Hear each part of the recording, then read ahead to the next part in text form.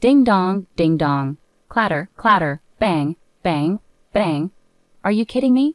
Let me in right now. Do you want everyone to see me causing a scene here? Is this how you treat your husband who's been working on Christmas and comes home to this mess? My husband was furious, pounding on the gate of my family's home. Christmas is usually a special time for us, just before the big day. I accidentally found an envelope recently that revealed my husband's betrayals. As a wife and mother, I've been living through miserable and hopeless days since then. He had been working late, he said, but really he was spending our money on his girlfriend. He barely even bought presents for our kids. I couldn't stand it anymore. I opened the door and confronted him in front of my family. And then, what? What's going on? I'm just an ordinary housewife, living with my husband and 2 children. Depending on your values, some people might spend Christmas Eve with a boyfriend or girlfriend and Christmas Day with their family. And that's how it was for me. I have a brother and a sister, and since we were young, if any of us were dating someone, we'd spend Christmas Eve with them. Our family does things a bit differently from others. We don't always celebrate Christmas on the 25th because of our jobs. Both our parents and us have work that keeps us busy even on holidays. So instead, we made our own tradition, celebrating Christmas when we all had time off during the winter break. We cook together, enjoy cake, and watch special year-end TV shows. As we grew up and became independent, my brother, sister, and I kept up this tradition in our own ways. A few years ago, I got married and had children of my own. At first, celebrating Christmas Eve with my husband and our child was a joyful time. But over time, our relationship changed from being romantic partners to focusing more on our family as a whole. Christmas Eve started to feel more like a routine than a special occasion. Eventually, we both agreed that our children's happiness was what mattered most at Christmas. Any discussion about what to do on Christmas Eve slowly faded away. So when my husband said, "Sorry, I might be stuck at work overnight on the 24th. The kids celebrate Christmas on the 25th, right? I'll try to be back by then." It felt like a natural progression of how our Christmas traditions had evolved. I wasn't particularly emotional when I realized my husband wouldn't be home for Christmas Eve. It was just another sign of how our relationship had changed over time. Despite this, I still love him deeply and I'm content with our life together. So I focused on preparing for our kids' Christmas alone, considering it another form of happiness. Hey, is this all the money we have for living expenses this month? Did something unusual happen with your paycheck? I hate to sound critical, but expenses always pile up at year-end. I was hoping we could stretch our budget a bit more with Christmas coming up in about a month. I was shocked to see that the money my husband gave for living expenses was significantly less than usual. I quickly pleaded with him. If I could have managed it, I would have done so already. Things are tight on my end too. There are work-related parties and expenses that I have to cover upfront for the new year. Do you think I enjoy cutting back like this? Managing our budget with limited resources is also a crucial part of being a housewife, isn't it? My husband seemed visibly frustrated and avoided looking at me or talking further. You're right, sorry. I'll do my best too, but it's almost Christmas, right? The kids are eagerly waiting for their special presents. Please, for their sake, let's make this time of year special. I don't want us to not afford their gifts. In our family, there's a rule. Normally, if the kids want something, they have to explain why they need it. But for birthdays and Christmas, they can ask for anything without conditions. That's why I wanted to ensure we have enough money for them, thinking about how much they love Christmas. Honey, let's be a bit more careful with our spending. Kids, what do you want for Christmas? My husband sighed loudly and called the kids over. I want a cartoon DVD set, but I also want a picture book about trains, Dad. Which one do you think is better? Well, the book, definitely. It will help you learn to read, and you can share it with your friends at their houses. You could even read it to younger friends. You'd be such a cool big boy. I really want a new doll set so I can feed it and sleep with it, but my crayons broke recently and now I can't draw. I wonder which wish Santa will grant. I think crayons would be great, Lena. You're so talented at drawing, and I love seeing your artwork. Ask Santa for some really nice ones, even better than the ones you had before. But what about the dolls? Can't you listen to what I want? Santa only visits good children. Naughty kids who are selfish get nothing. I'll ask for crayons. While pretending to listen to the kids, my husband clearly pushed them towards the cheaper options. Aaron's gift can be from a used bookstore, and Lena's gift can be from the dollar store. This way, we won't have to spend extra money on Christmas. Do you think spending money is the only solution? How foolish, he sneered, making sure only I could hear him. Extra expenses? That's not saving money. My husband called our children's eagerly anticipated presents extra expenses, manipulating their innocent minds to suit his agenda. I began to deeply resent such behavior from my husband. Then, after a while, Mom, look, a sparkly letter. It was in Dad's work bag. Could it be from Santa? While my husband was in the bath, my daughter had apparently opened his work bag and excitedly showed me the beautifully decorated envelope she found. You shouldn't have taken that without asking. Give it here and I'll put it back, okay? What could it be? I took the envelope from my daughter. Since it hadn't been opened, curiosity got the better of me and I peeked inside. A reservation for a Christmas dinner for 2 at a hotel on the 24th. But he was supposed to be working overnight on the 24th. Several questions raced through my mind. Just then, my husband's phone made a notification sound. Startled, I glanced over at his phone. It seemed to be getting a flurry of messages in a short span of time. Normally, I wouldn't pay much attention to his phone or how often it rang, but with a sense of unease, I reached for it. What's going on? My eyes fixed on the screen. All the messages flooding my husband's phone were from someone named Nancy. Judging by the selfie that appeared to be her profile picture, she was much younger than me. Although I couldn't see the content of the messages, the heart emojis made it clear they were not just from a casual acquaintance. It seemed too coincidental. A small dark suspicion about my husband began to grow within me. Once I started doubting him, it was hard to let go of those feelings. For the next few days, I found myself sneaking peeks at my husband's phone.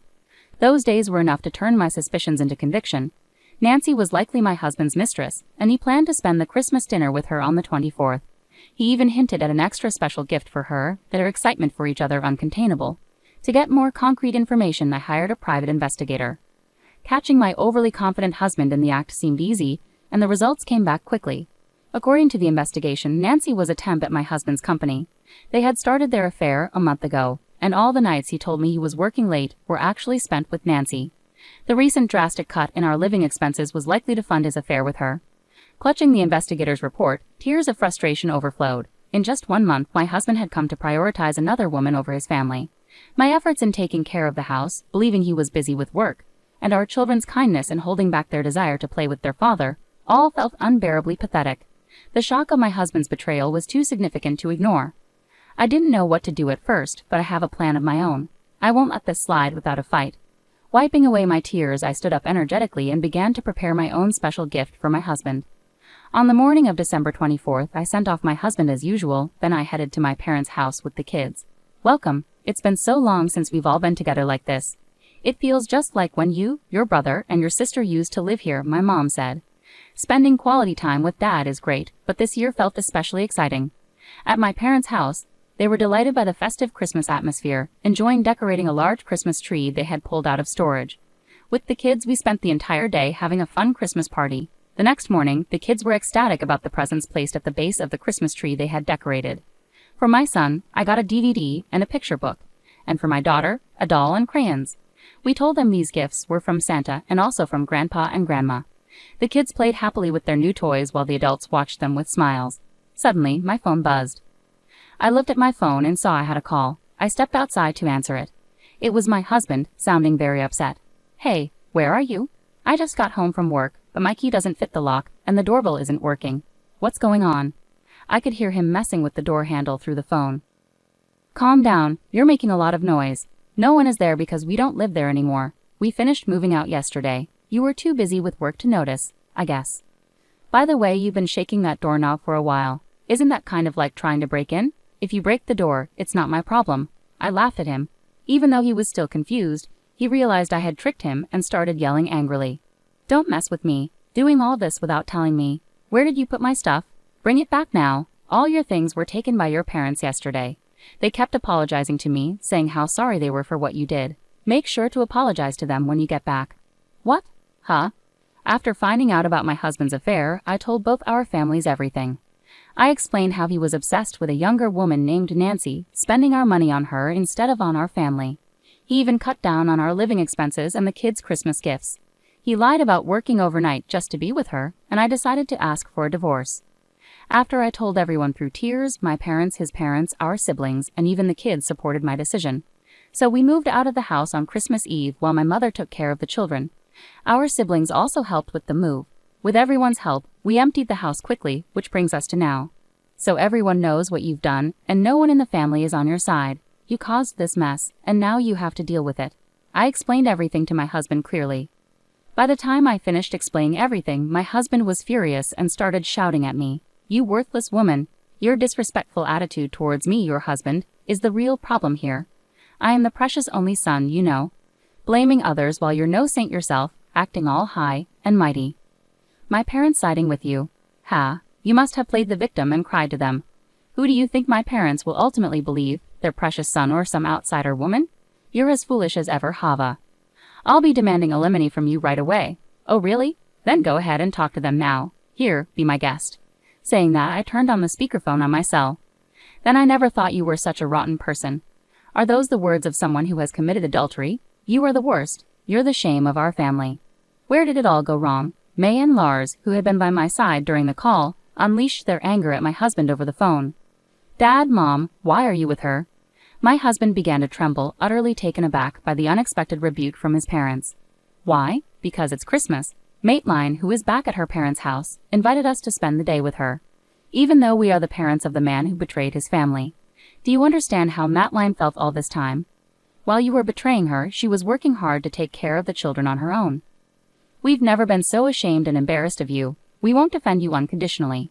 You're an adult and made your choices. Do what you want, but don't involve us again. We refuse to be used by you. May and Lars scolded him, their voices trembling with anger. Their words made me so happy I couldn't hold back my tears. What? You're at Maitline's parents' house. Anyway, I'm coming over, so listen to my side of the story. It's unfair to only hear one side at times like these, right? You'll see who the real victim is, right, Dad? Regardless of our situation, my husband tried to win his parents over, but it was pointless. Without listening to his claims, my father-in-law hung up and turned off the phone after saying a few words to me. Then he turned off all our phones, including Maitline's, and said, "Let's go back inside. The kids are waiting for their mom." My father-in-law said this with a gentle smile, and my mother-in-law gently patted my back. We all went back inside together. We then had the most enjoyable Christmas party ever, with delicious food, cake, and the children singing and dancing. As the night went on and the children fell asleep, the adults were relaxing when the doorbell started ringing non-stop. Tension filled the room. Everyone knew who would show up uninvited at this hour. Yes, it's me. Open the door. Are you going to leave me out in the cold on a winter night? My husband not only kept pressing the doorbell but also started rattling the doorknob as if he might break it. Panic set in, and I was about to go to the door when my parents stopped me. I looked at everyone, nodded, and decided to speak to my husband through the door. Did you forget? Christmas Eve is for lovers and Christmas is for family, right? We're all having a lovely Christmas together as a family. Did you have a nice Christmas Eve with Nancy? Now that we're strangers, I don't care what happens to you today. If you don't want to sleep outside in the cold, just leave. Don't provoke me. Should I call the police? Spread rumors in the neighborhood that a cruel wife kicked out her husband for no reason. Open this door right now. No matter what I said, my husband refused to listen and continued causing a scene outside. I started feeling afraid at his persistence. Trembling, my father-in-law smoothly stood up. He exchanged glances with my mother-in-law, who also rose to follow him. My parents and I hurried to the front door with them. When my father opened the door, expecting me to give in, my husband stood there defiantly. "Long time no see, Dad," my husband said smugly. "It's not good to see you. Stop pretending we're friends. You're no longer a son to us, just someone who hurt our family," my father interrupted coldly. My mother joined in, causing a scene at this hour. "Do you even know what time it is? It's incredibly rude. The kids have been asleep for hours. You're not fit to be their father." She glared at him sternly. My husband was shocked to see my usually gentle mother so stern. "I won't let my grandchildren see this anymore. Leave. You're a nuisance. You're no longer part of this family." My father-in-law spoke calmly but with anger, making it clear my husband had to leave. My husband glared at us, looking like he might explode. "I'm calling the police right now," my mother-in-law said firmly. Seeing her pick up the phone, my husband panicked and fled without saying a word of apology. It was another stark reminder of who he truly was. I didn't cry anymore, but I felt an emptiness inside, questioning the purpose of everything I had been through until then. "How about some warm tea, and then you can get some rest?" My mother gently touched my shoulder with a kind smile. Everyone welcomed me back with warmth and understanding. I went to my room, grateful for the unwavering support of my family. Meanwhile, my husband, now without a home, went to his parents' house. They had changed the locks after hearing my side of the story, so he couldn't get in. They turned him away when they returned, unwilling to let a stranger into their home. Left out in the cold, my husband finally realized the gravity of his actions and his parents' words. Now he sincerely regrets his actions and has agreed to the divorce and alimony. I had a lawyer ready just in case, but thankfully it didn't turn into a messy legal battle. After the divorce was finalized, I started a new life at my parents' house with my children. I'm focused on my work and raising my kids with the loving support of my parents. It's busy, but every day feels meaningful. Although I won't see my ex-husband again, I stay in touch with my in-laws. They're wonderful grandparents to my children and a great support to me. Even though we're no longer family on paper, I hope they'll always be part of our lives and continue to watch over the children as they grow. Do you both have everything? Let's go. Don't forget to say goodbye to Grandma and Grandpa. Bye. I silently prayed for these ordinary, peaceful days to last forever and looked forward to celebrating next Christmas together as a family, seeing my children's happy smiles.